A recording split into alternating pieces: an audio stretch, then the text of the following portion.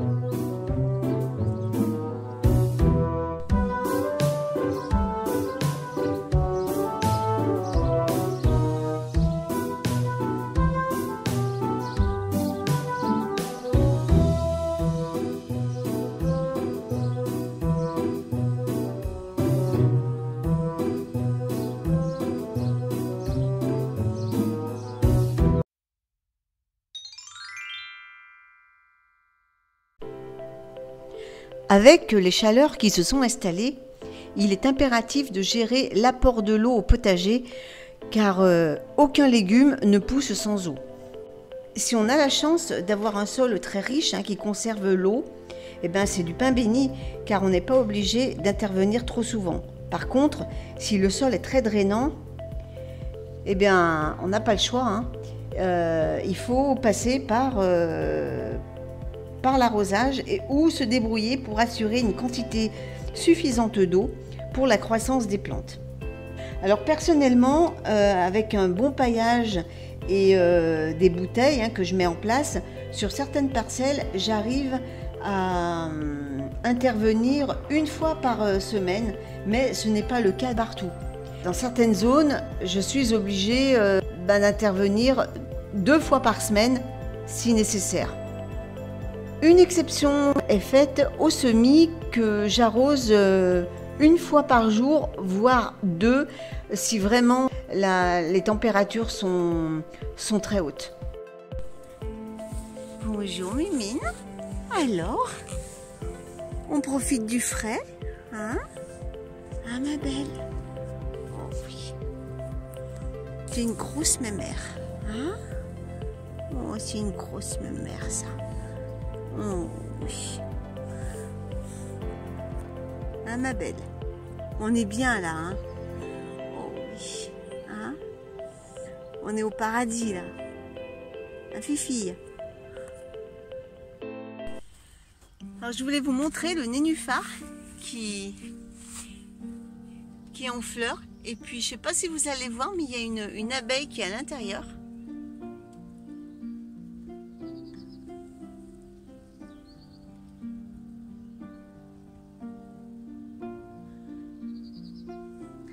Alors le rôle des nénuphars dans un bassin, déjà dans un premier temps, ça régule la température de l'eau. Surtout que celui-là, la journée, il est en plein soleil. C'est d'ailleurs pour ça que je laisse pousser la végétation autour. Contrairement à celui-là où il y a la consoude et le lierre qui fait de l'ombrage. Et puis il est dans une situation où l'après-midi, il est à l'ombre. Alors que celui-là, c'est pas le cas.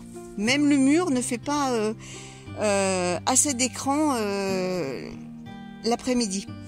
Donc je laisse pousser ça, qui va amener quand même un peu d'ombre, et le nénuphar qui apporte également un peu de fraîcheur à l'eau, et ça empêche également aux algues de proliférer. Vous savez, dès qu'il y a du soleil, eh bien les algues microscopiques arrivent et colonisent l'eau. Donc c'est pas un mal en soi, mais pour éviter qu'il y ait une trop prolifération d'algues, eh bien j'ai installé des nénuphars. Donc là j'ai 2 pieds. J'ai un gros pied qui est en train de fleurir, que vous voyez là, il fait des grosses feuilles. Et j'ai un petit, alors vous voyez là, ici il y a des petites feuilles. Et bien là c'est un plus petit, alors je sais pas du tout de quelle couleur il est. On verra bien. À mon avis, je crois qu'il est rose, mais à voir, je me rappelle plus. Et pendant qu'on y est, on fait le tour du bassin des adultes. Donc vous pouvez voir, là il n'y a qu'un seul nénuphar et il me fait 3 fleurs. Et là il est vraiment bien exposé parce que il est à mi-ombre, donc toute cette partie là est au soleil l'après-midi. Par contre cette partie là est à l'ombre. Donc les poissons eh bien ont le choix. Quand ils ont envie de se faire dorer au soleil, ils viennent se mettre à peu près dans cette zone-là, presque en surface. C'est marrant de les voir, on dirait qu'ils se font bronzer. Et quand ils ont trop chaud, et bien à ce moment-là, eh bien ils vont à une autre partie du bassin.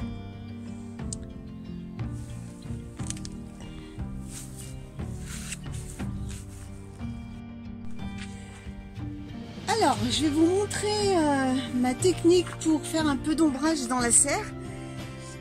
Alors, vous allez me dire, ça sert à rien parce que je ne cultive pas dans la serre. C'est pas faux. Sauf que, bon, il y a 2 raisons. La première, c'est que je voulais vous montrer bien ma technique. Et puis deuxièmement, c'est quand je vais dans la serre pour X raisons, moi aussi je crains la chaleur. Donc c'est bien de pouvoir un peu réguler tout ça. J'ai utilisé les ressources que j'avais à la maison, en l'occurrence des vieux draps. Alors j'ai un drap housse, le orange, et celui-là c'est un drap normal. Donc voilà, ça me sert pour faire de l'ombre, ça peut donner des idées. Alors je l'avais fait avant que j'ai cette structure que je me sers maintenant les quartiers d'été pour les plantes. Avant d'avoir ça, je mettais tout dans la serre. Et donc j'avais fait cette installation qui avait donné de bons résultats. J'espère que cette vidéo vous a plu et on se retrouve dimanche pour une nouvelle semaine au jardin.